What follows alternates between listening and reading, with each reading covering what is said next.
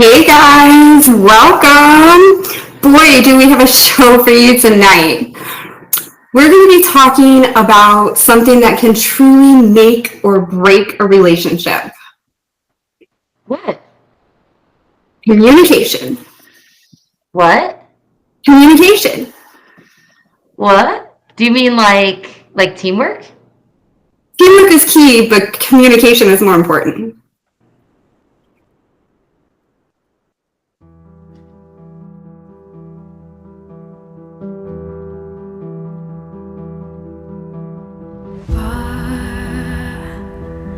Far from the crowded room, you played my heartstrings. What could I do? Cold, caught by the light in you, the prospect of something new, too good to be true.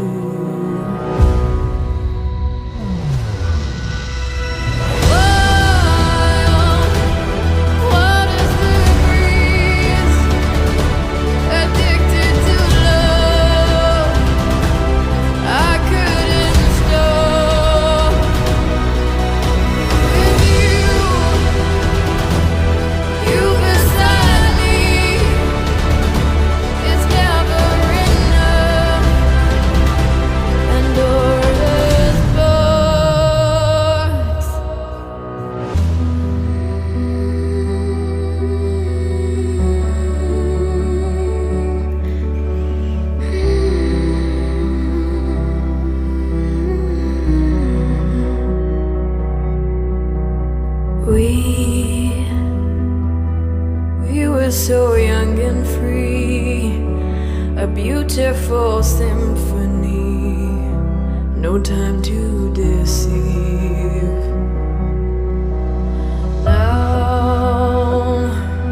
Now all the love has gone. We traded our innocence, tried to stay strong.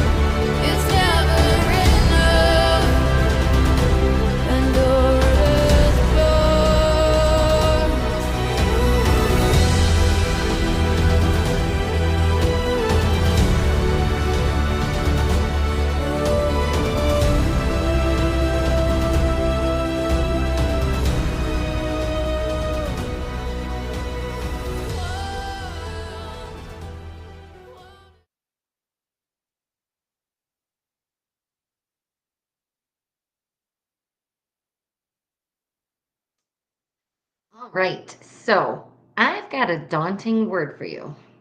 A daunting word for who? Me? What's the word? Commitment. Oh my God. Yes. I know some people can't commit to a streaming service, let alone a whole ass person. Oh yeah, and especially with dating apps, it can feel like you have unlimited choices. And having endless options makes people think that there's just always something better out there when the grass is not always greener on the other side. That's why you've always got to be down to DTR. DTR? Defining the relationship. It's important. If you know what you're committing to, that can help clear the air. Okay, so how do you do a DTR? Well, it's kind of hard for me because I've been in a relationship for so long, but it's basically you're telling the person what your requirements are. And then they're deciding if they want that in their life. And if you can't agree with what somebody's requirements are, and I'm saying requirements, their love language, how you speak to them, how you communicate with them, and how much trust they're willing to put into you. So those are your requirements. And if those things are something that you guys don't agree with, then how's it ever going to work? Yeah, I think that's good. Requirements are kind of like boundaries and expectations, and you're setting what you're looking for. So I know there have been people who maybe have asked for my number, or I'll be out and we'll start talking and we'll start texting, and I always ask right away, what are you looking for? And so that it sounds like that's defining the relationship, right? Like, what are you looking for? And if he says, I'm just looking for something casual, I'm not really looking to get locked down, like that tells me he's not emotionally available. He's not looking for a partnership, which is what I am looking for. And so it just sort of clears everything up front before it gets all messy. I agree. And clearing things up in the beginning is going to make it so much easier to move through the whole process of the relationship, the getting to know you part. Because honestly, I think that DTR needs to be discussed on that first date. I think that what a lot of people do, women specifically, is when we hear that a man doesn't want anything serious, we like take it as a personal challenge. And we're like, oh, but once he gets to know me, like he's going to think that I'm so amazing that he's going to change. And then there's this tension because like we go into it hoping that he'll change. And he goes into it saying, I was clear with what I wanted. Like where's the disconnect? And so it's like we have to know ourselves well enough to say, I love the word requirement that you used. This is my requirement as a person who is looking for something serious. That doesn't mean we're serious on date one, right? It just means that we know that if it's going well, this is a path we want to go down. And if not, then we're going to part ways, and like it's going to be all good because we've had that open communication and we've talked with each other about our expectations. Right. So guys, in the comments, tell us, do you define the relationship in the beginning, or do you kind of just let it play out and see what happens? Zach, Abraham, Andy, Neville, Mike, welcome. Thank you guys for chatting in the comments. Hey, Elizabeth. A quantum mechanics question I studied. Oh, Andy, you're talking about Schrödinger's. I probably said it wrong. But seriously, if you guys are not defining the relationship in the beginning, then it's going to cause problems with the dating part of it, because you're going to be on two separate pages. And how does two separate pages work? Separately. You can't read one without the other, but do they all make sense? I've known of people who defined it right up front, right? This is just a casual thing. It's nothing serious. And I think that it can be the man or the woman. Well, and not every relationship is heterosexual anyway, but it could be either person that maybe starts out casual, but then they get kind of hooked. And as their feelings change, they expect the other person's feelings to change. And that's one example where it gets messy, because it's like we defined it. We said that it's just going to be casual, whatever. But now she wants more and he doesn't. And now she's mad at him. And he's like, I said, And then you get that feeling of being trapped, because you fell in love with this person. You didn't define the relationship in the beginning, but you're both on two separate pages. So now you feel trapped.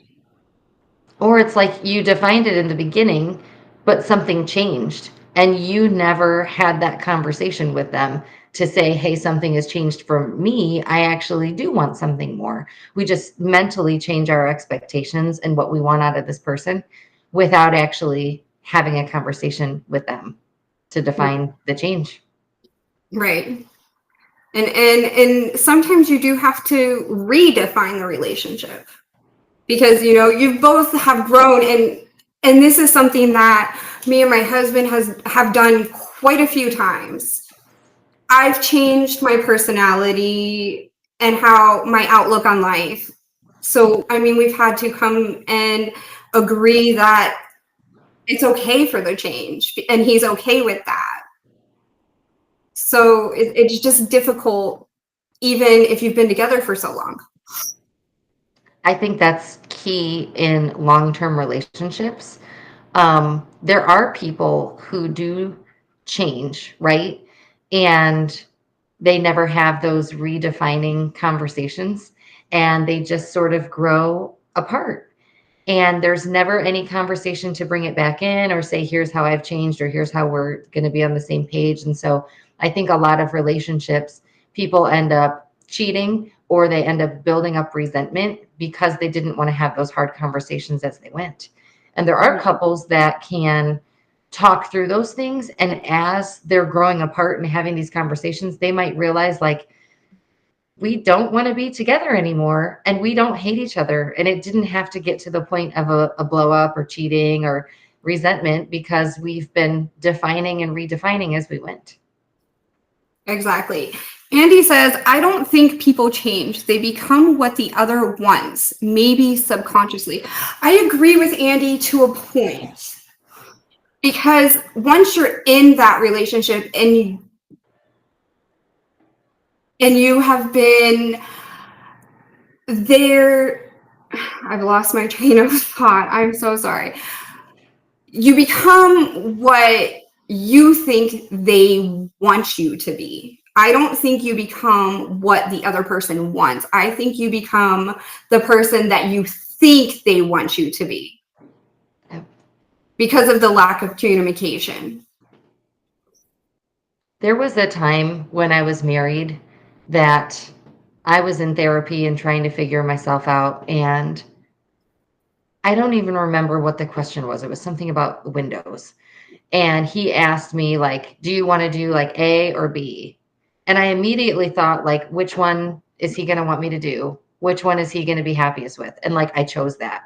And he said, is that what you really want? Or is that what you think I want? And I said, that's what I want. He said, okay. And like, after 5 minutes, I'm like, no, that's not what I want. I want the other one. And so I told him, like, actually, I don't want this. I do want that. And he said, then why did you say you wanted that? And I said, because I thought that that's what you wanted me to choose. That's Right. not actually what I wanted. So I think there's definitely some truth to that we try to be what we think the other person wants us to be instead of being genuine and authentic and honest. And it is subconscious. We don't even know that we're doing it. We've just trained ourselves to be the perfect person for them, that we just kind of lose like who we actually are.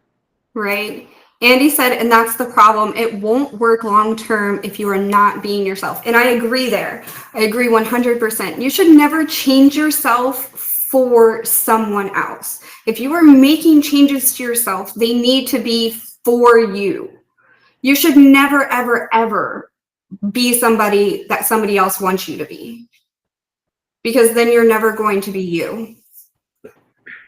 I've heard of people saying, like, a friend of mine actually said, I think the reason that I've struggled in relationships is I'm too masculine, I'm too independent, I need to become more feminine, and then more men will like me. And I'm like, no, just be you. Like, the reason you're struggling in relationships is you just have a lot of bad things that have happened in your life and trauma and whatever. But it's like, it's not that you're not feminine enough. It's you haven't found a person who appreciates that you are a hardworking single mom who is taking care of a home. Like, you have to find a man who's not intimidated by you being you as you are.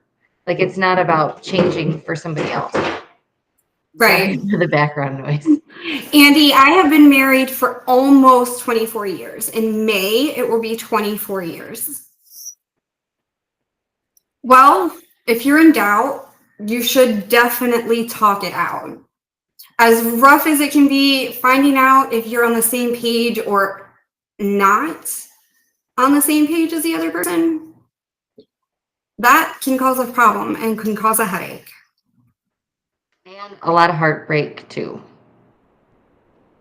Yeah, heartbreak happens though. We can create a healthy relationship after heartbreak. Journaling your feelings, amazing. Brick through the car window, maybe not so much.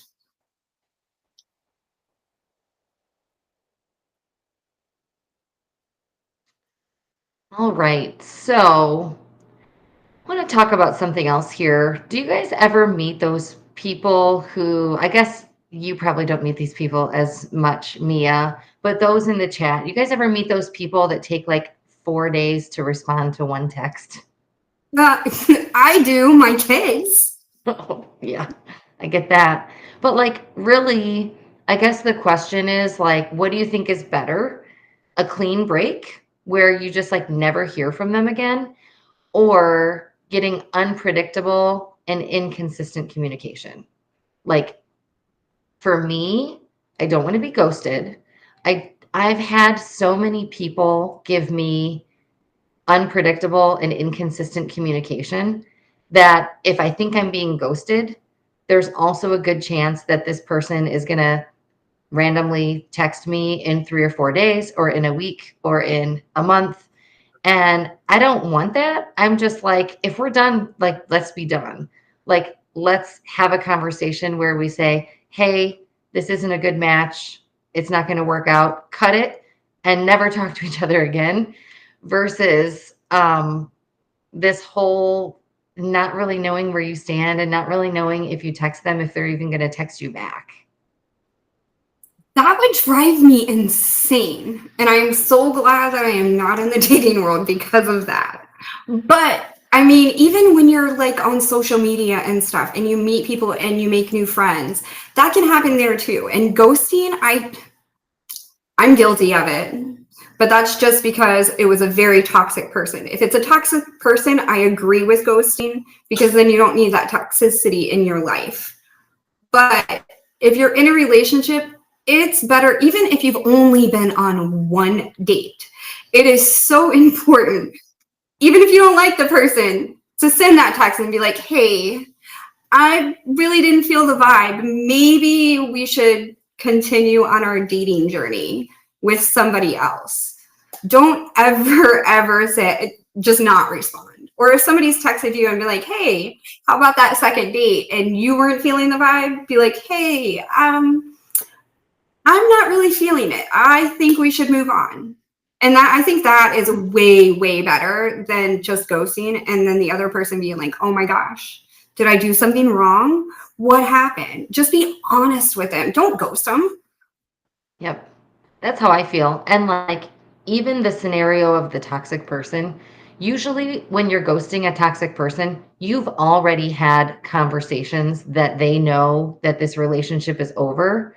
And so you're really choosing not to engage when you've already communicated that this is not, we're not going to continue to engage. We're not going to continue to converse or go in circles or whatever. But yeah, to me, ghosting is like you text them and they just never text you back. You just never hear from them. Sometimes people just didn't really like each other and they never text each other again because neither one really wants to go out with the other one again. And I think that that's fine. If you're both not feeling it, you both don't have to talk about it. That's fine. But I totally agree. If somebody reaches out and you don't want to continue on that conversation or on that dating path, I like the way that you said that, Mia. I think that we should maybe continue on our dating journeys with other people. Right. I usually just say, like, I think you're a really good person if I think they're a good person. Usually they are, because I'm pretty picky with even my first dates. And then I just say, like, I didn't feel a romantic spark, but like, I think you're a good person and good luck out there and you'll find your person. Laura in the comments has a really, really good point, and I need to say this. She says, trust me, when someone starts ghosting you, it feels like the lowest you have ever felt. I kind of reworded it. I'm sorry, Laura. And then Herman says, in the world, nothing is more tangled than humans' feelings. I agree with both.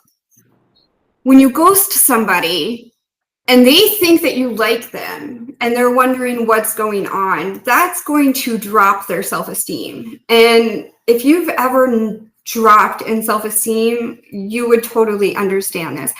It's not only hurting their feelings, it's making them feel like they're a bad person. And you don't ever, no matter how you actually feel about the person, just because you had a bad date with them doesn't mean they're a bad person. So you shouldn't make them feel that way. So letting them know that, hey, it didn't work out, that's so much better. Well, and ghosting them is almost like saying, I don't respect you enough to have a conversation with you.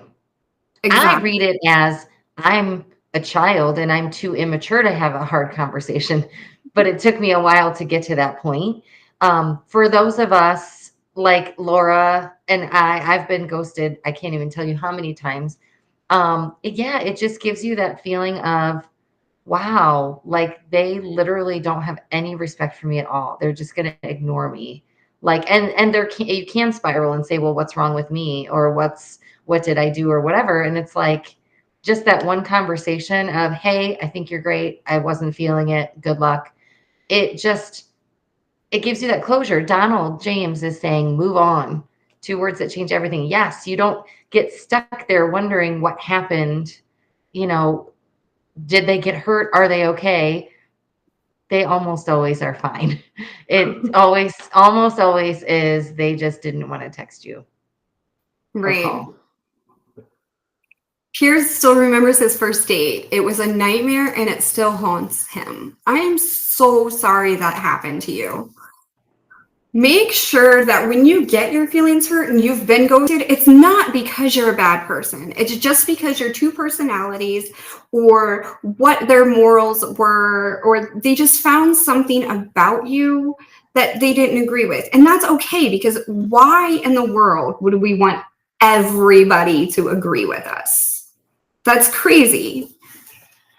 Well, and when someone ghosts you, it doesn't say anything about you. It says something about them.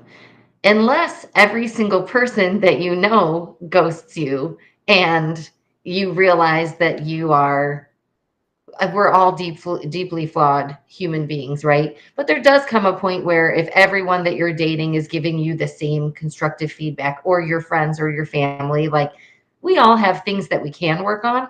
But in general, ghosting, somebody doesn't ghost you because there's something wrong with you that you need to change. People generally ghost you because there's something in them that they need to change, which is being a mature adult, and they just probably aren't going to, at least not right now. Zach, it does not mean you're a horrible person. It definitely does not mean you're a horrible person. You should never think that about yourself. You guys have to remember that there is somebody out here for you. Maybe you're looking in the wrong spots. If you've been looking in certain areas, doing certain things, change it up, move it around, look at go to the next town, go 2 towns over. Maybe you won't get ghosted there. You never know. Well, and maybe like most of the ghosting that I've experienced has been people on dating apps. And so, like, maybe if that's you too, take a break from the dating apps and find some community things to get involved with. It could be volunteering, it could be, a weekly trivia night at a restaurant, it could be bars around where I live have a lot of karaoke. And so it's like you can, instead of being on your phone swiping and getting ghosted, find ways to get out there and meet people. And that doesn't necessarily mean that you're going out there just to find somebody, right? Because you're going to meet people that are in relationships. You're going to meet people of the same gender or whatever gender you're not attracted to, if there is one. It's just going to be a way to connect. And even if you don't find your person, like you're going to find a lot more value and emotionally intimate relationships, even if they're not romantic. Zach, Zach, are you talking about me? when they play hard to get, it's worth the struggle. I disagree. Sometimes it is, honestly. Because if you're not putting yourself out there, then how are you going to find somebody? Yeah, for me, if someone is playing hard to get, I think there's a difference between playing hard to get and being hard to get. So to me, being hard to get means that you're like a high value person. You have your standards really high and you are comfortable and secure alone.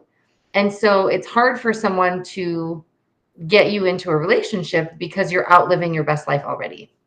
But I think of the playing hard to get as, oh, I'm going to play a game and I'm going to make him think that I'm not actually interested. And I don't like any sorts of head games because it's like, what if he interprets that as, oh, she's not interested and he like gives up?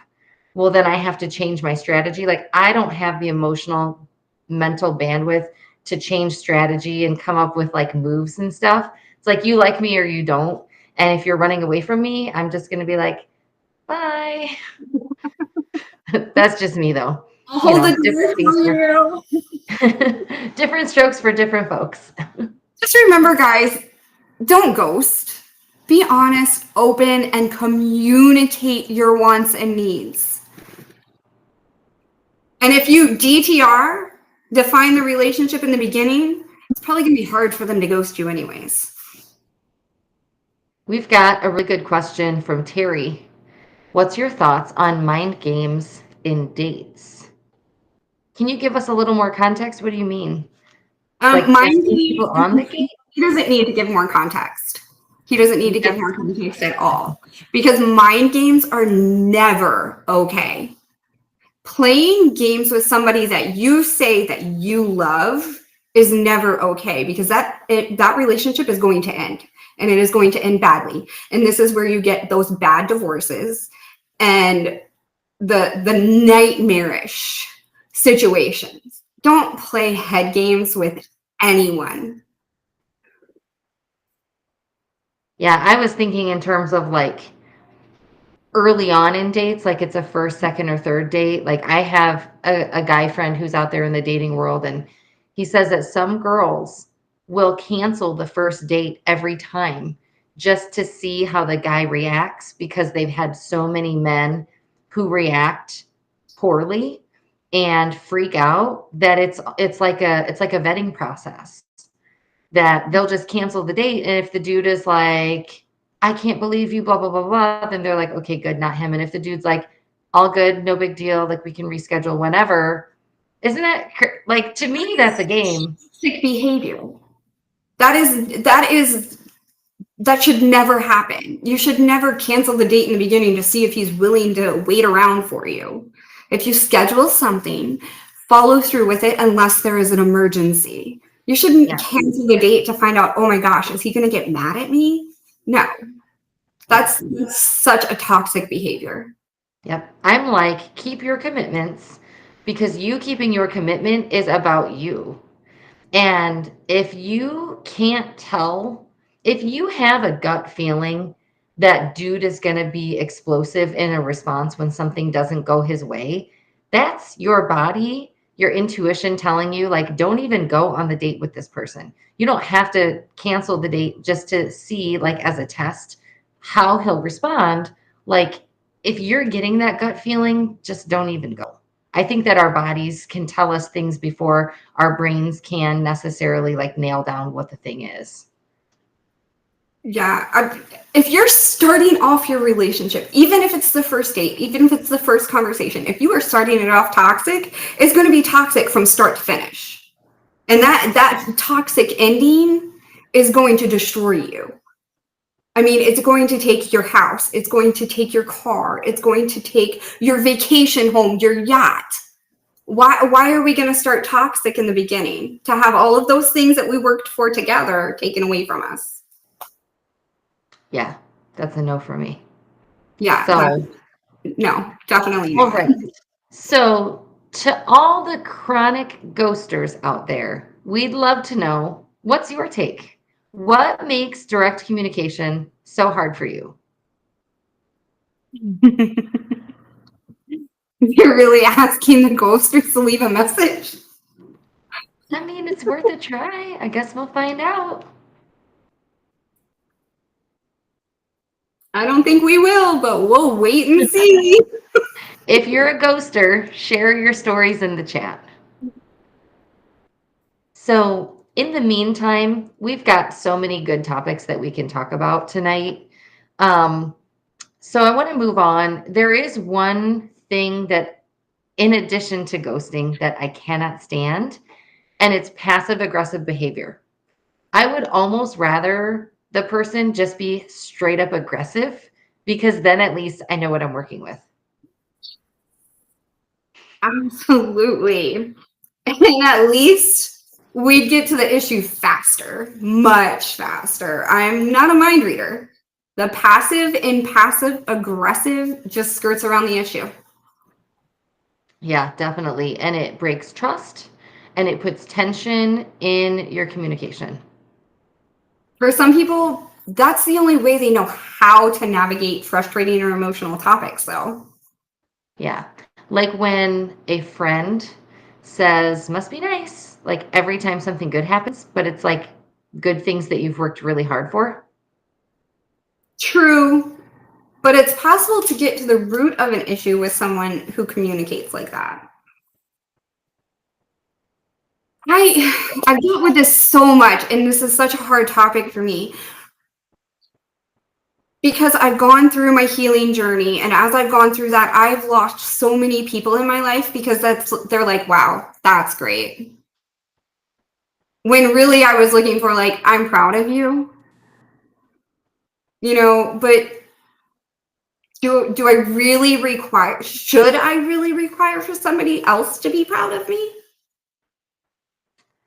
I think it's normal to want other people to celebrate with you.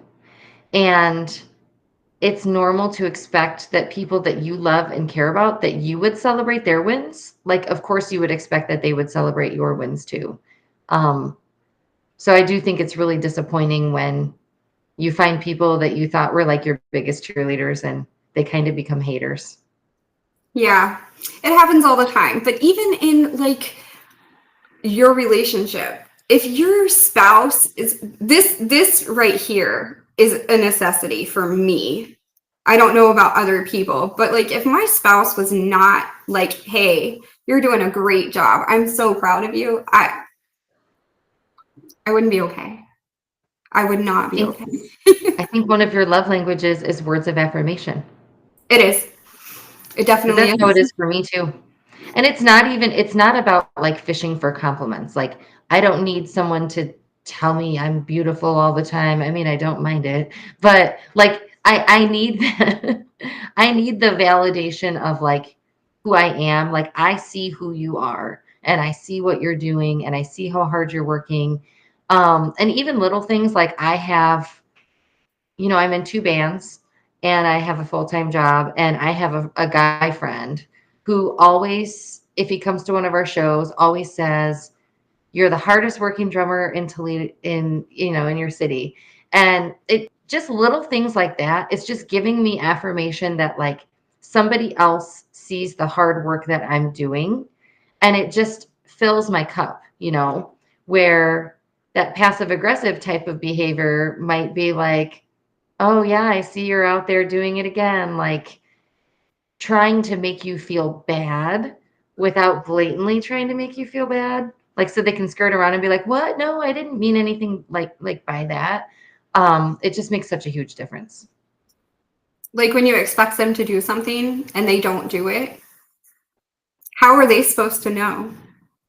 So I don't know. Passive aggressive is hard to kind of navigate through too. To be honest, I don't. Oh. It's a hard subject because it could make or break a relationship. If your partner is being passive aggressive and not being supportive and not helping you out, then it's not going to work. Yeah. And I think it's like, I deal with this with my children, right? Because it's not just romantic relationships. And I love both of my children and they're so different from each other. And like my son will just leave everything everywhere. I mean, there'll be a banana peel on the couch, like on the couch where you're trying to sit, and there will be the Oreos just left wide open, and an apple core just sitting on the end table, and there's just crap everywhere. And then my daughter will say things like, well, I guess I have to clean up this mess because he left his stuff out again. Like, and that's like that passive aggressive, which is like, I'm mad and I'm frustrated and I'm not addressing this directly, but I'm like causing it to be a thing. And that's not like shitting on my daughter because I've done it. We've all done it, right? And it's like, if we can get down to, okay, what is bothering me and what is the healthiest way to address it, then it becomes, hey, you're leaving your things out and it's creating a mess for other people. Can you please put your things away? Can you please stop what you're doing? And it's like, you have to get rid of the tone, you have to get rid of the attitude, you have to get rid of the like just that whole thing. And I think it's worse with people you live with. And that's why you see it between siblings, you see it between kids and parents, you see it between romantic partners, because these are the people, the more comfortable you get with them, the less likely you are being intentional with that good communication. But think about somebody very early in a relationship when you're on your best behavior, or your friends that aren't like the best friends you've had your whole life. They're like kind of newish friends. We're on really good behavior for them. And we don't let that kind of stuff come out because we want to impress them, or maybe they won't accept it and we're not sure if they will. And so like, it's really important to me that we treat all people with that kindness, and not the attitude of, okay, I have to be on my best behavior and I have to hide the fact that I'm passive aggressive, but rather like, oh, I want to work on not being a passive aggressive person. I want to be a healthy person that addresses things in a healthy way. I think that's hard to come by with our kids sometimes too, because and even in other relationships, our work relationships and our friends, it's hard to deal with the passive aggressiveness, and then we become passive aggressive in the situation because we are upset and we're trying to deal with the situation, and we turn passive aggressive, and then it becomes a huge problem. And it's like one person gets defensive and then the other one gets defensive back. And then it just becomes a fight. And it's like somebody has to go, okay, stop. You snapped at me. I'm not going to snap back. Let's just talk about this. And it's really hard to do, especially with kids. And like Mike also has 2 kids who are opposites. Andy's in a blended family with 5 kids. Imagine one of those 5 kids taking the high road and going, I'm not going to be defensive. I'm not going to snap. Like it just seems impossible, right? No, it's not. It's Not at not, all. and it's us as the adults, like setting the example. It's us saying, okay, well, I'm going to interact this way with my partner. I'm going to interact this way with my kids, and I'm going to teach them by example. Sometimes that doesn't always work out for us, especially if we are passive aggressive, because we don't want to teach our kids to be passive aggressive. Even though they're learning those traits really young, we can pull those traits away from them.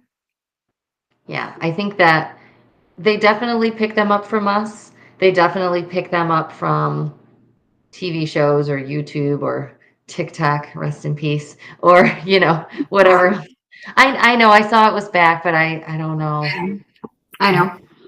They took it away for a few hours and then they were like, psych. But I still am like, I don't know. We're going to have to see how this plays out. But like they pick up these behaviors anyway, wherever they're watching these things. And it's like, we unintentionally pick up these behaviors. So we have to quite intentionally reverse them and say, I'm not going to interact this way. I'm not going to communicate like that. I'm going to do this instead. And it's hard. I honestly think a lot more people are passive aggressive and don't realize it. They think that, hey, this is me, this is who I am, and it's going to be my way. And they're not trying to be passive aggressive, but they are. Do you know what I'm saying, Ashley? Yeah, I do. And it's like we said, it's that learned behavior, and they don't even know there's anything unhealthy about it. it's never been pointed out to them. This is just how they've always been communicated to. This is how they've learned to communicate. And it's not good. It's just a cycle. It keeps rolling. We learn it from our parents, and our kids learn it from us, and our grandkids learn it from our kids. It's just something that's going to continue. And learning to work through it and not getting upset about somebody being passive aggressive is also a good quality too. Yeah, and if you can, if you stay in a passive aggressive cycle with your partner and you have children, you are teaching your children to interact that way when they're in a relationship someday, and to accept that type of behavior. And so if you take the stand and say, I'm not going to be a part of this, and you call it out with your kids, you're teaching them a healthy way that as they grow up, they're going to say, I'm not going to stand for this. They're going to start calling out that behavior. They really are going to pick up what you're doing. I can't even remember what it was. There was something I know what it was. I always take a picture of my food at dinner, and I always post it on like my Instagram and Facebook story. And my son, who is 9, does not have social media, but he has started getting out his phone and taking a picture of every meal because that's what he sees me doing. And I was just thinking about that earlier tonight. We had gluten-free penne and homemade meatballs and potatoes and salad. And it's like, I put in all this, I'm trying to be healthy, and we put in all this effort. And I'm like, my son is literally picking up this little habit that I do because he thinks it's cool, because I'm his mom and he thinks I'm cool. I mean, who wouldn't, right? My daughter does not think I'm cool. It's okay. Yes. Yes. But I was literally thinking earlier tonight, like, wow, like these kids, monkey see, monkey do. So it's like, we've got to set the standard for them. Absolutely. Well, every relationship is going to take work. Knowing your communication style makes that work easier. Or knowing how to work with others' communication styles, or not being an asshole, or knowing how to fix your own communication style. Yeah. Not being an asshole, also an option. Can't help it.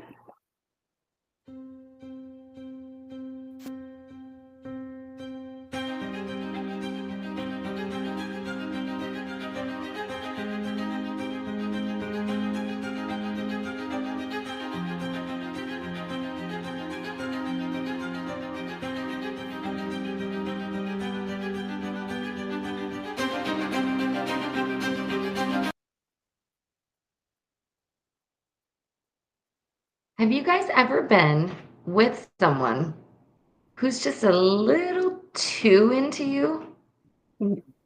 What? That's possible? Yeah, so it's like they're so into you that it's almost suspicious. Like, I know I'm amazing, but like, also, why do you like me that much, like that soon, right? I've heard way too many people say the same thing. Like they think they don't deserve it or something. I don't know. It's like you have guys. Have you guys heard the phrase, you can't love somebody else until you love yourself? Yes, yes, yes, yes. And like, I think that true love comes from within yourself. And my dad has always told me that if you don't love yourself, nobody else will either. Yes, and loving yourself from the beginning is the most important part, because losing the love for yourself is really hard to find. I've had to go through that myself. I lost a love for myself probably 10, 15 years ago, and I went through this huge, huge depression stage. And when you don't love yourself, you're going to feel depressed. It goes hand in hand, honestly. It goes hand in hand. And learning and struggling through that to find love for yourself is so hard. But the first step is realizing that you don't love yourself, and that you're putting all of this love that you have inside of you out into the world for everyone else, but not yourself. So I think loving yourself is probably the most important thing that anybody in this world could ever do. I totally agree. And my struggles with loving myself, it wasn't that I didn't care about me. It wasn't that I didn't like think I deserved good things. I did. It's just that, like you were just saying, like you're putting all of your love out into the world, right? I'm pouring all the love that I have out into the world, but who's pouring that love into me? And it's like you're just waiting for somebody to come along and fill your cup when all along you held the water to fill your own cup. And it's like one thing that I've started doing is when I was hardcore dating app dating, like I would have 2 dates in a night sometimes. I'd have like a 5 p.m. dinner and like an 8 p.m. drink, just trying to meet as many people as I could. And it was exhausting, and I will not be doing that again. But when I would have a night off, I think we might have talked about this on a previous week. When I would have a night off, I would just have a Hot Pocket for dinner or something. I didn't want to put in any effort. And at one point, I realized that when I'm dating someone, I make these really nice meals like steak and asparagus and fettuccine alfredo, and like I'll make like a cocktail, like, but I always was doing that for someone else. But I really enjoyed it too, but it was always for him, whoever he is. So I reached a point where I was like, I deserve that, whether someone's here or not. So I started pouring that emotional energy into myself, and I started finding that I really love to cook and I really love trying new foods. And so I will make dinner for myself on a free night. I will buy myself flowers. I bought myself flowers before it was a song, by the way. I think this is the issue that a lot of people have is expecting love from somebody else, expecting somebody else to love you, to fill that void in yourself of love. I think we all expect others to love us enough that we don't need to love ourselves. So it's very, very important that you love yourself before you love others. So that way we don't have to expect that love from anyone else, and we can always feel loved. And in addition to that, you're absolutely right. Because when we're empty and we're waiting for someone else to love us, we will take anything we can get.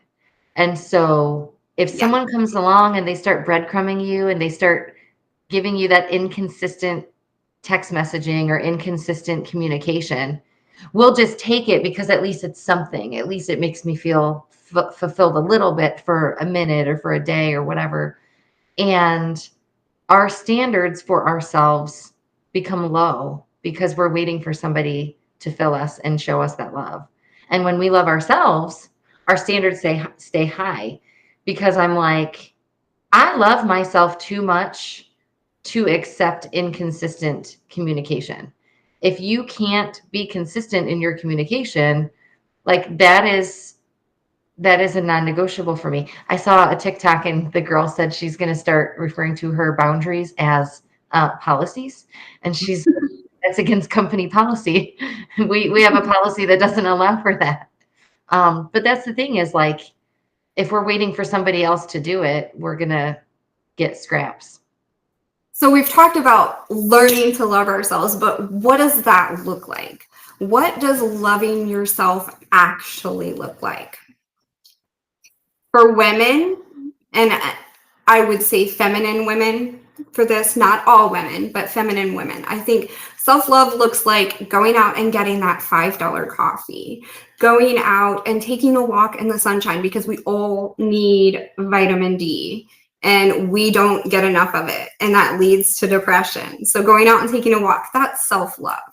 Going out and going to a restaurant by yourself, not anybody else around you, not your kids, not your husband, not your wife, not your friends, just going by yourself, sitting there and enjoying a meal. That's important too. That's self-love. Going and getting your nails done, going and getting your hair done. For men, going fishing. Go out and and look for that hunting gun for next hunting season. Go out and grab a beer by yourself, or go and grab a whiskey by yourself at a bar. Self-love can mean so many different things. Self-love is making yourself feel happy, making yourself feel fulfilled, and not looking for that in other people. Fulfilling yourself and loving yourself is so important. I think another piece that goes along with that, I was in a relationship with a man at one point who had very low self-esteem. And I tried to encourage him. I said, look in the mirror and say, like, I'm smart, I'm successful, I'm attractive, I have a good life, I have good friends, like people like me. Like was it that Mad TV skit? I'm good enough, I'm smart enough, and doggone people like me. Like literally though, if you are struggling with loving yourself, a lot of times it's rooted in how you feel towards yourself. Sometimes it is just we don't treat ourselves right. Sometimes we need to get the coffee. I started getting my nails done and I feel so fancy now every day because my nails are done. Sometimes that's what we need. But I think sometimes there's this deeper root where we have to literally look in the mirror and say, I am a good person. I care about the people around me and I'm doing my best. And sometimes just that positive self-talk, if you start doing it consistently, that might be what pulls you out of this slump that you're in that's just making you feel down all the time. I have to agree there. I 100% agree with you there. I know for me, when I make a mistake or I offend somebody, I just get really down on myself and I start replaying like, oh my gosh, I should have done this differently, or I should have said this, or like, why did I do that? And I just feel stupid and I feel like a shitty person. And so like reminding myself, it's just a mistake. I'm a human. I'm doing my best. Like it's okay.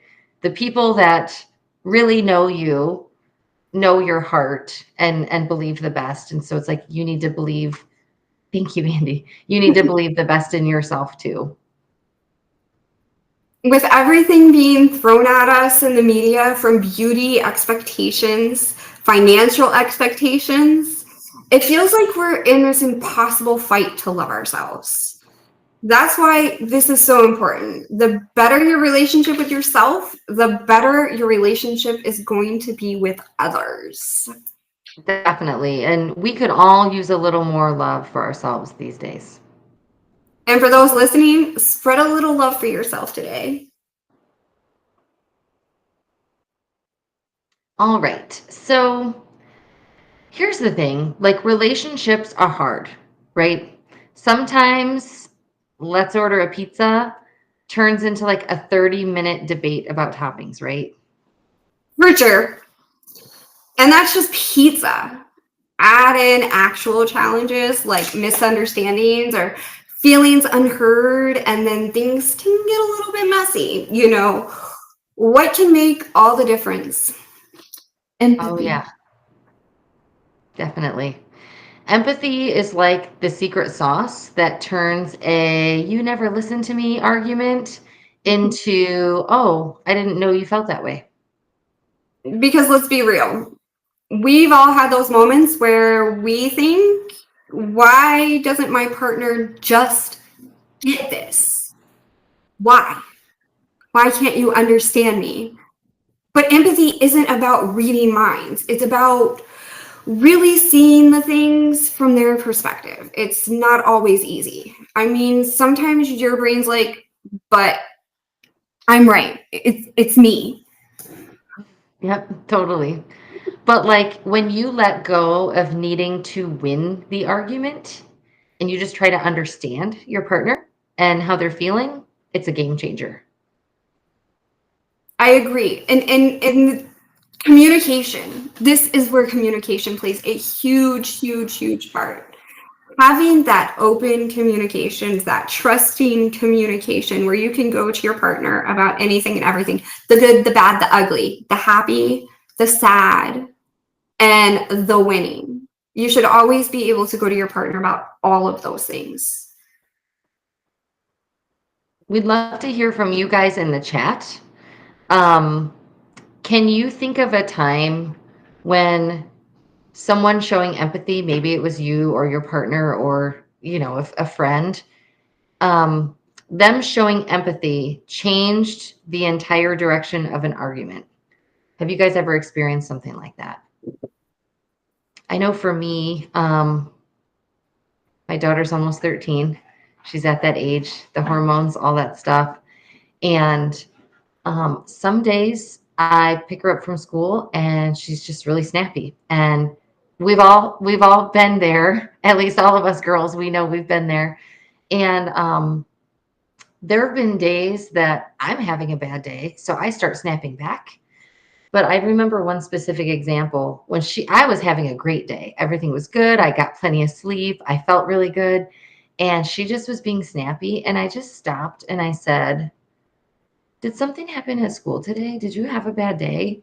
And she said, "Yes." And she teared up and then she started telling me about her day. So by me stopping and saying, "We're not going to argue right now. Like, what's really going on? Let's get to the root here." It just changed the whole tone of the night because it gave us a chance to connect, and bring me into the loop with things that she was dealing with. And it gave us gave us the chance to connect with that emotional intimacy just by being like, I'm not going to be defensive. I'm not going to have a yelling match on who's going to be louder and who's going to get the last word. Like, let's just not do that. That plays a big part in relationships also. If say you're not feeling very well and your partner is not noticing that about you, they're not showing the empathy that you're expecting at that time. But we can't also expect the empathy either, because then that will cause bigger problems. We don't want to do that. Well, that's an unspoken expectation. Yeah. Which we've talked about how important it is to say your expectations. Exactly. Open communication. Definitely. But we have to have empathy for our partners too. Even when we're feeling down and we're feeling out, we should still have that empathy if they're in a bad situation too. Definitely. Zach put in the chat, "I just sit there and take it. I hate arguing and fighting." I also hate arguing and fighting, and I think that most conflict doesn't have to be a fight. So I'm curious, if we're just sitting there and taking it, that almost makes me wonder, like, do you think that your perspective is important? I know that when I've been in situations where I've just taken people just like yelling at me or whatever, it's like a power thing. And I think that they are powerful and I'm not. What they have to say is important and what I have to say is not. And I just have to listen and be quiet.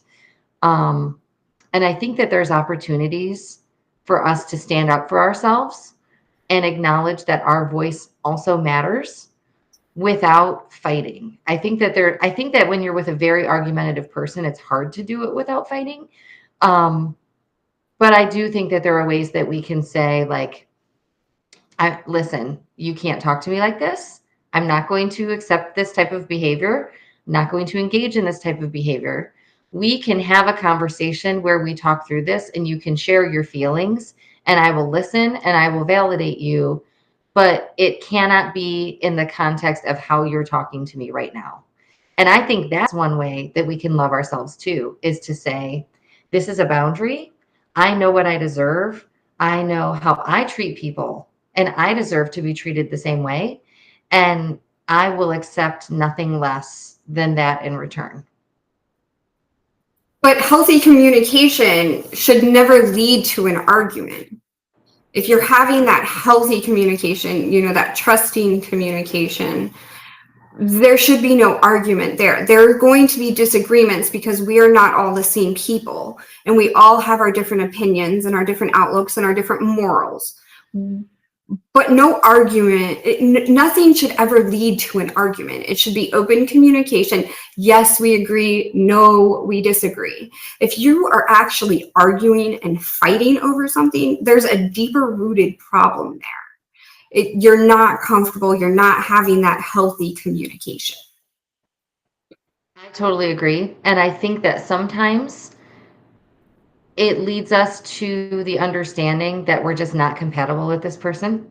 Like if every conflict becomes an argument, either number one of the parties is immature and is not exhibiting healthy communication, right? They don't know how to argue fair, or they don't know how to share without fighting. So it's either that they're immature emotionally, or number two, you're not a good match. If you guys are butting heads on everything and everything's a conflict and you're constantly disagreeing, like I picture it as a puzzle piece with a missing piece, and you're trying to just grab whatever piece and make it fit in there because you don't want that spot to be empty.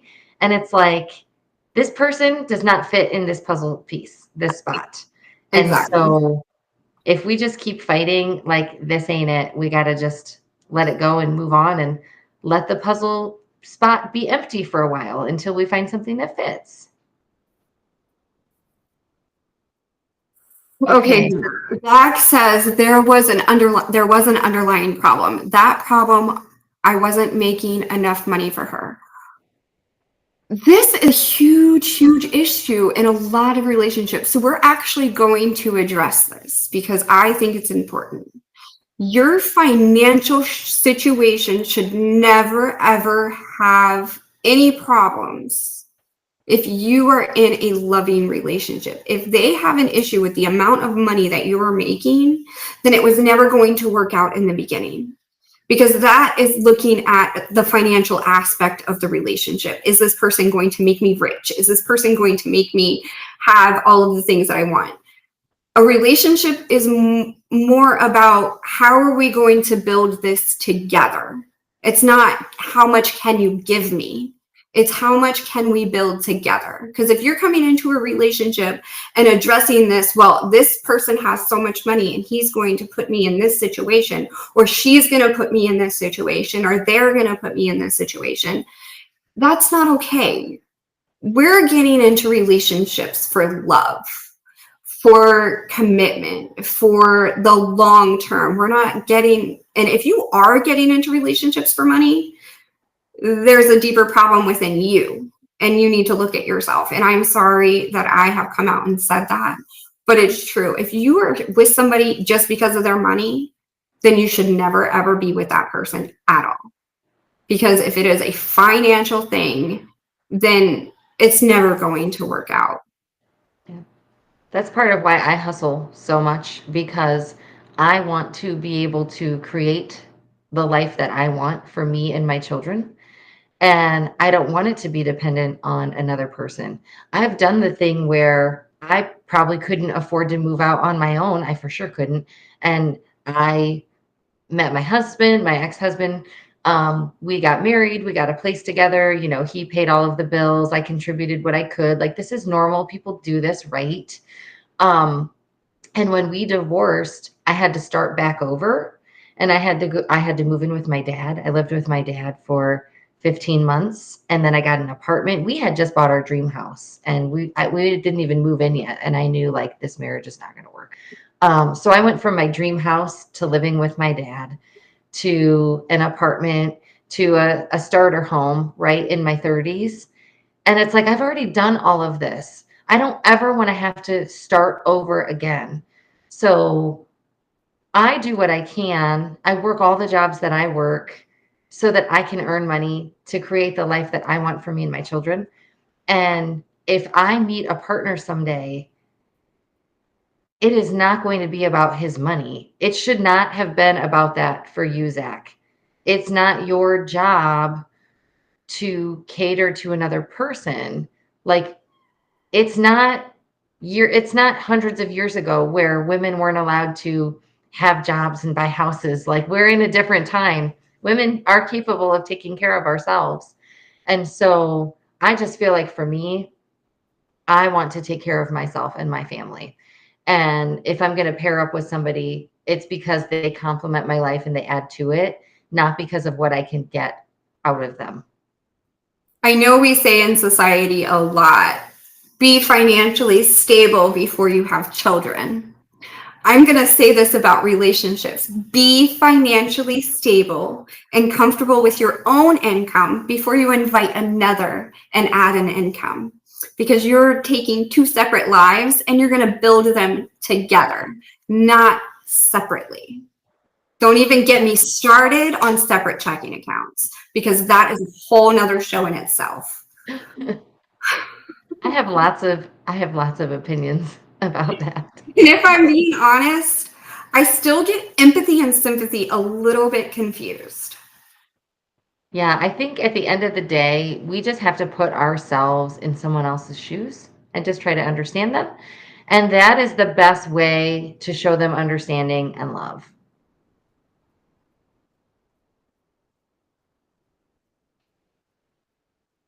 Okay.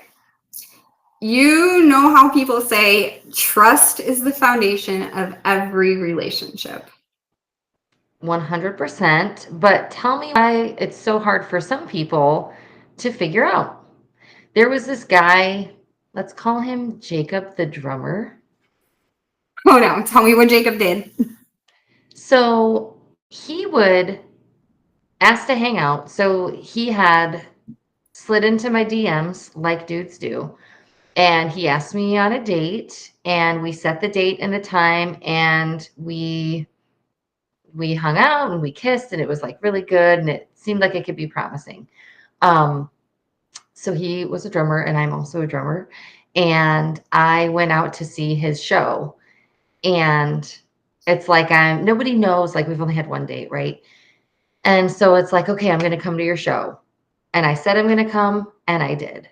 And then the next week, he said he was going to come to my show. Well, he never showed up. And it's like, hey, everything good? Like, oh yeah, all good. Oh, so I'm like, I communicate. I don't play games. So I said, I was really disappointed you didn't come to my show. I thought you were going to be there. And he just said, oh yeah, I was too tired. Once I sat down on this couch, like there was no getting up. And I'm like, that happens. Like people get tired. That's fair. But also you could communicate that you're not coming to my show so that I'm not like the whole time like looking out like, is that him walking in? Because it's not, you know? And so what happened is every time we would make plans to hang out, he was always initiating.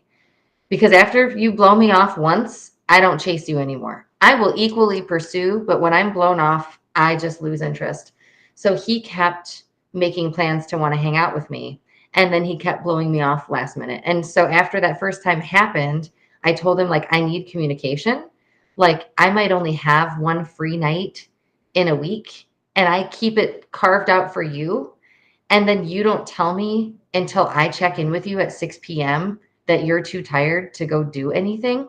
Like, that's a disappointment to me. I could have given that time to somebody else. So every time he blew me off, it just was always a different excuse, until one day he was trying to hang out again. This is like months. This has been on and off for months. And I was just like, look, it's just not meant to happen.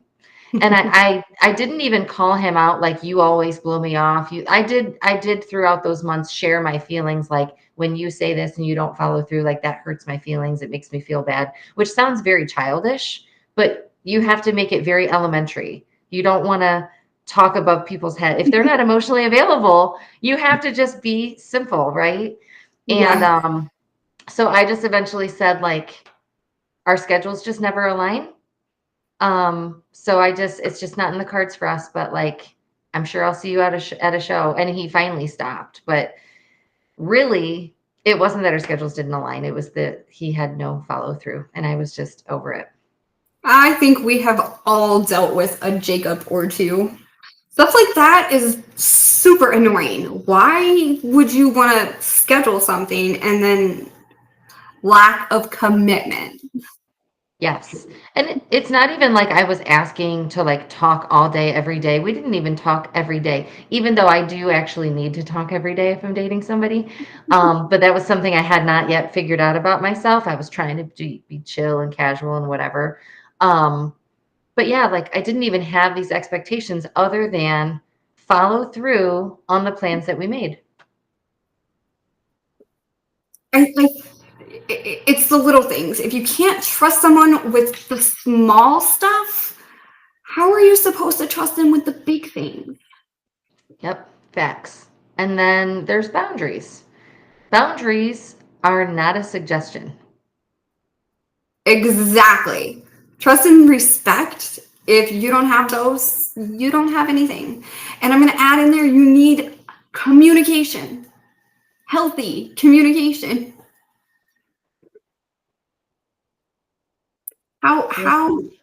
How can we live in a world where we don't communicate properly? And setting those boundaries with your communication is very important.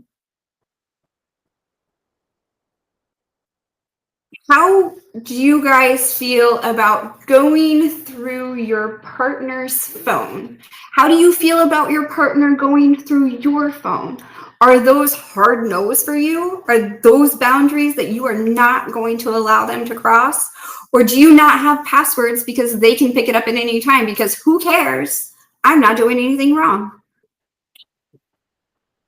You know, I shared a story on TikTok about a guy that I was seeing who we only dated for like a month, but we clicked right away. And like, as soon as we started dating, we just both knew, like, let's just be exclusive. Let's just like see where this goes. And he was really insecure about the fact that I have male friendships. And I have male friends who we've never dated. We've been single at the same time. There's never been any interest on either side. I know that there are dudes who might be trying to wait for the opening from me, but they're not all like that. And the ones that I feel close with that I talk to probably every week are not like that.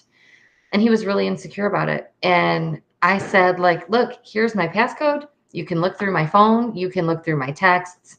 You can, like, I don't have anything to hide. Look through my Facebook messages. Like, there's nothing to hide.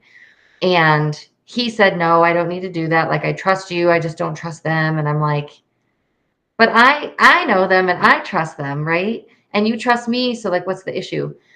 But when I shared that on a TikTok, the TikTok world went crazy and said, oh my gosh, you should never give anyone the passcode to your phone ever. And like, you need to have some standards for yourself and blah, blah, blah.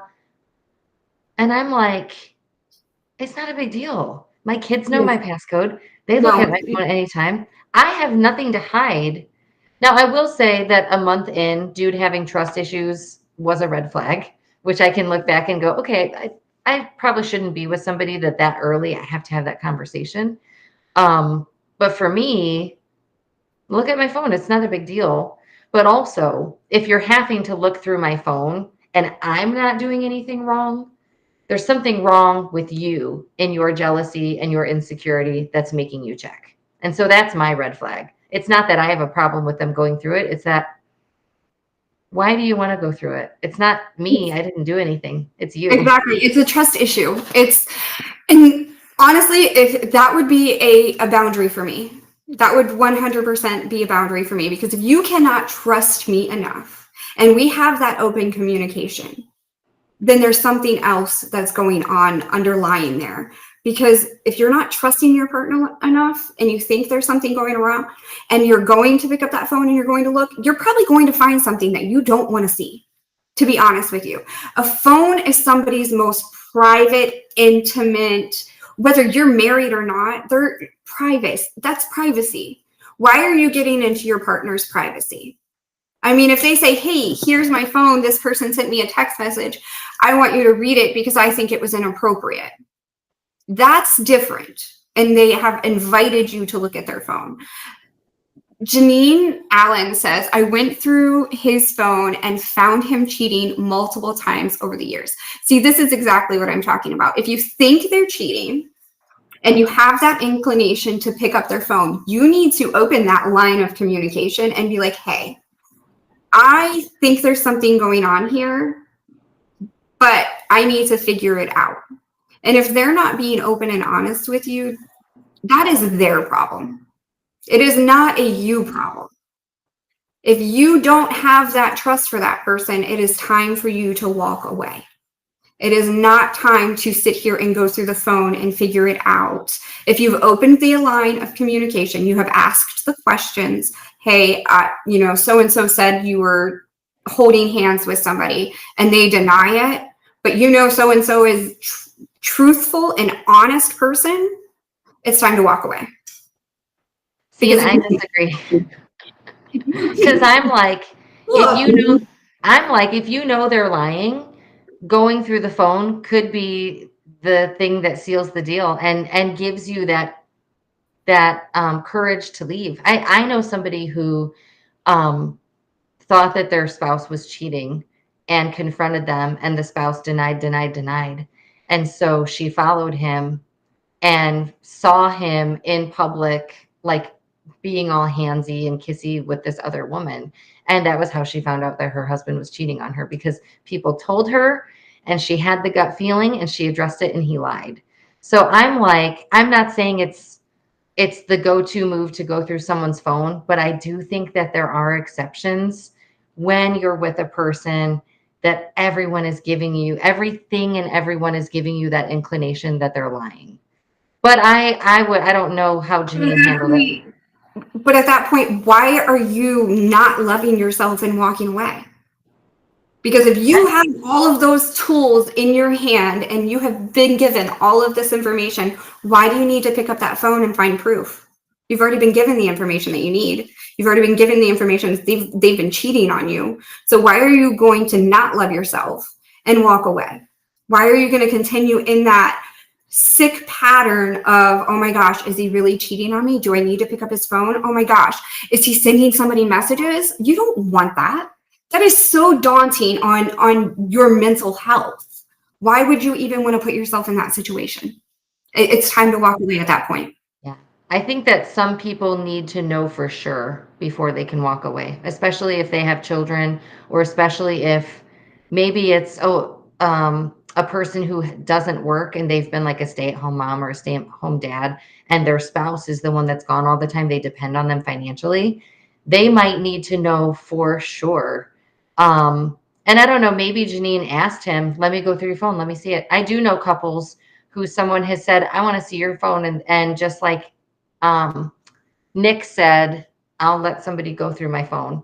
I do think some people do that, but I don't know. I'm not saying one way is right or one way is wrong. I'm just saying I understand why people would want to in a situation like that.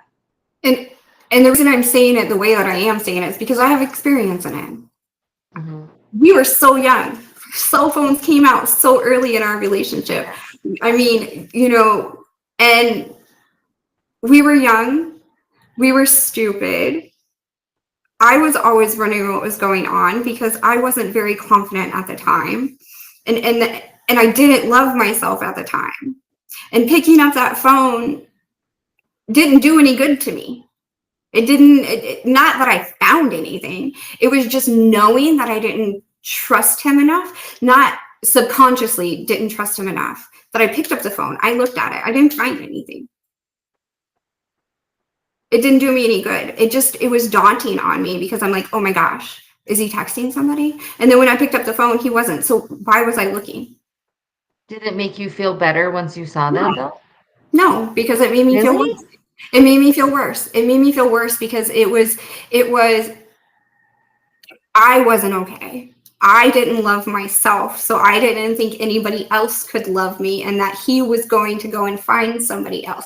It had nothing to do with him. It had nothing to do, he was very attentive. He was, doing all the loving things that he was supposed to. We had the open communication. It was just, I didn't love myself. So I took that self-hate and pushed it out onto him, which in turn caused me to look at his phone. Finding nothing, then I'm like, I'm the bad person in that situation. So no, you shouldn't pick up a phone. Regardless if you think there's something there or not, I don't think you should. I think you should ask. I think you should totally ask and open that line of communication. Yeah. I'm fortunate that I've never been in the situation to have to do that or to even like wonder if I needed to do that. I guess I've been pretty lucky. Okay, so we have a comment. When you love yourself, you set healthy boundaries, build confidence, and prioritize your well-being, enabling you to live authentically and make choices that it won't let me scroll and see the rest. Make choices that I can't see the rest of the comment for some I can't see it reason. either. I'm sorry. I agree with you 100%.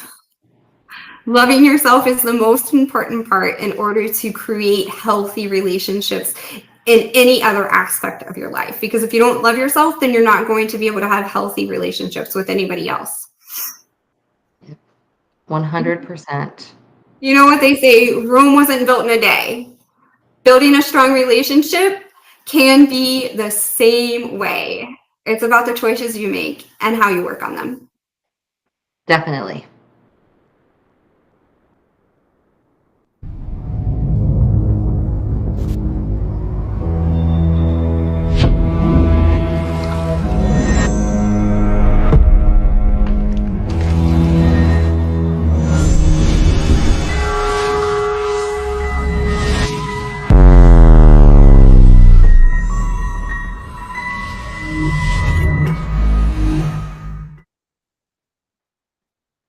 Okay, tell me this. What is the most awkward first time bedroom moment you've ever had? In the comments, come on guys, let me know what is the most awkward sex moment you have ever had. I know for me, I think we've all had this, at least us women.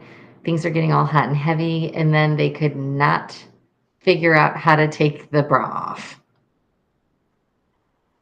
Stop it. Wrestling with it like a Rubik's Cube? Exactly. I'm like sitting there, like, do you need me to get that for you? Like, do you need some help? It's just so awkward, but it's also like kind of sweet in a weird way. First encounters are always a little bit messy. And it doesn't help that there's so much pressure around sex in society. It's kind of sad how much pressure we put on it. Oh, yeah, there's a ton. And like exploring and trying new things can be really fun, but also complicated. So, like, what do you do when someone else's exciting is your hard pass? But is it really your hard pass?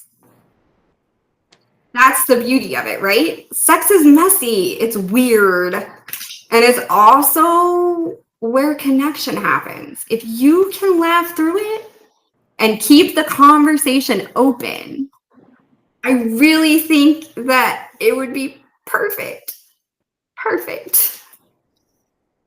So Has I'm any going to of tell you, you, let's look at the comments. yeah, Oh, I'm going me to is tell you getting a personal. little story about my most awkward sex moment. It was our very first time. And it's really embarrassing because you know you're teenagers in high school, maybe a little bit past high school, and we all know that we're going to do what we want anyways. So it was the end of school. It was like the last day of school, and we get to his house and we're really ready, raring to go, and he opens the door and there's no condoms. Little Miss Mia was not having sex without condoms because condoms are important. They prevent pregnancy and sexually transmitted diseases. So we always use condoms unless you're in a committed relationship. So there were no condoms, and we had to leave the house and go to 7-Eleven and buy condoms before we could even do anything. Talk about awkward. Yes. That's I have a similar awkward. story.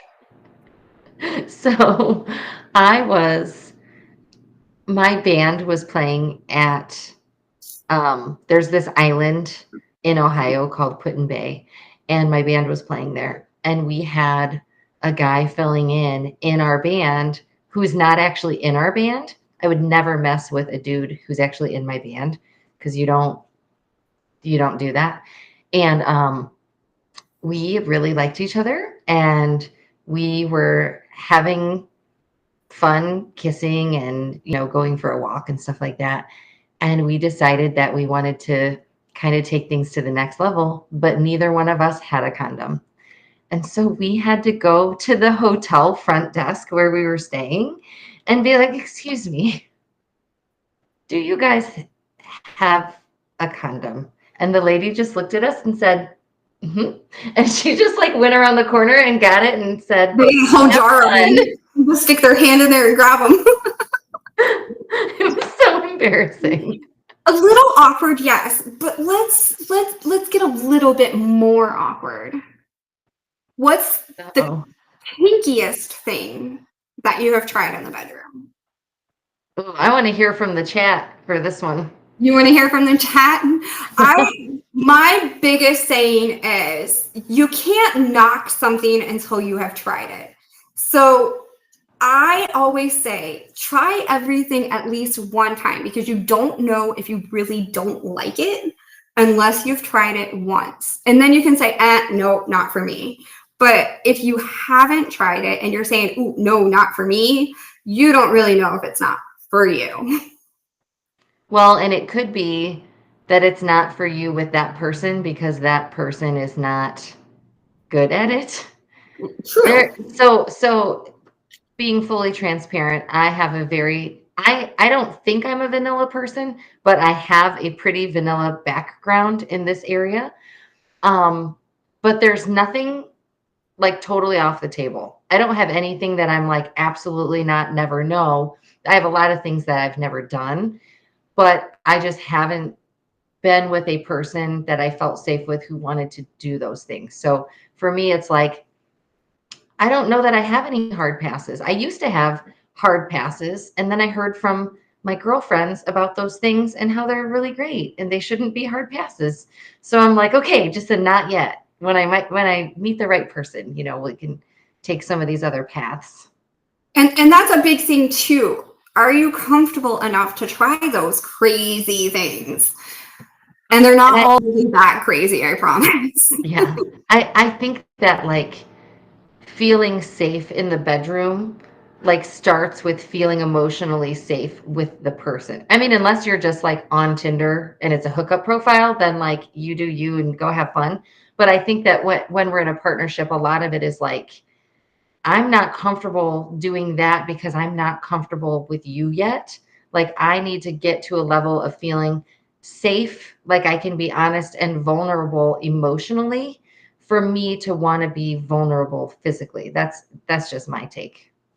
And a big thing there is letting them know that you're not comfortable with that situation, and maybe you will become comfortable with it later on once they've earned your trust. Because having trust in a relationship and having trust in a sexual relationship are two totally different things. You can trust somebody so much and be in love with that person, but you may not trust them enough to try certain things with them. And that's okay. Yeah, that is okay. We have some chats here. Zach said using handcuffs. That's one of my favorite things to do because it's not really super kinky, but it's more of they're taking that ability for you to move away, and it kind of creates a little bit more of an intense orgasm because you're getting that feeling of touch taken away from you. So all of your other senses are going to open up a little bit more. And that's where kink play comes a lot. Handcuffs, blindfolds, you're taking your sight away. You're going to hear and feel a lot better. When you take your touch away, you're going to see, hear, and smell better. So when you're using handcuffs, it's really, really good to use like an aromatherapy candle, something to set the mood, because your other senses open up more when you lose a certain sense. So that's a lot to do with the kink, not necessarily kinky, super kinky, But I mean, it's moving you a little bit away from that vanilla side. We don't have to go super kinky. We can just move a little bit further away from that vanilla side. I always suggest if you're looking to move into a more, I always use the word kinky, but a lot of people don't like it. If you want to move more into the kinky side of things and away from the vanilla, I always say to start off with, maybe a warm wax candle, one that is made specifically for these types of encounters. Don't use a normal candle because you will get burnt. And putting a blindfold on and taking that sense of sight away, so your sense of feeling is a lot more intense. Just a suggestion, and that's always a good first step into that kinky, more bedroom style stuff. Just a suggestion, not a requirement. Well, we have a comment from Andy. A feather is foreplay. The whole chicken is kinky. Nice. I love that, Andy. I really like that analogy. I'm imagining like the chickens that you buy at the store. I'm actually imagining like a turkey, like a Thanksgiving turkey, but smaller. There's no head. It's like, I don't know that I want to know what you're doing with that, to be honest. All right. Speaking of sex conversations, the post-act talk can be just as important. That's where we're going to go ahead and we're going to touch base with each other, and we're going to be like, hey, I really enjoyed the candle. I really enjoyed the blindfold. Or, hey, honey, I really didn't like the feeling of the candle. And, putting the blindfold on me made me feel claustrophobic. And I don't think we should do that again. That's where we're going to open up and really, really get into, hey, is this the way we want to move, or do we want to go back to our vanilla sex? I can say it's probably been 20 years since I've had vanilla. I don't know that I could ever go back to it. Your life sounds very exciting. It's not. Well, whatever time you can make for it, it's a worthwhile conversation to have. Relationships are work, period. They can be messy, they can get complicated, and they can reveal something about yourself if you let them. But most importantly, loving yourself before you get into those relationships is important. Definitely. And between the internal challenges we all have and differences in communication styles and factors outside of the relationship, there's just a lot to deal with. But at the end of the day, keeping the line of communication open between you and yourself and you and your partner will keep you strong. Well, guys, that's all we have for you today. Send us some of your suggestions, some of your kinky encounters. I can read them and feature them on the show. You can send them to Tangled at ld3productions.com. Don't forget that open communication leads to a trustful and fulfilling relationship. Whether it be the love of your life or your family, communication opens up more doors than it closes. Until next time, see you guys later. Thank you for joining us tonight on Tangled Heartstrings. Bye, guys. Bye.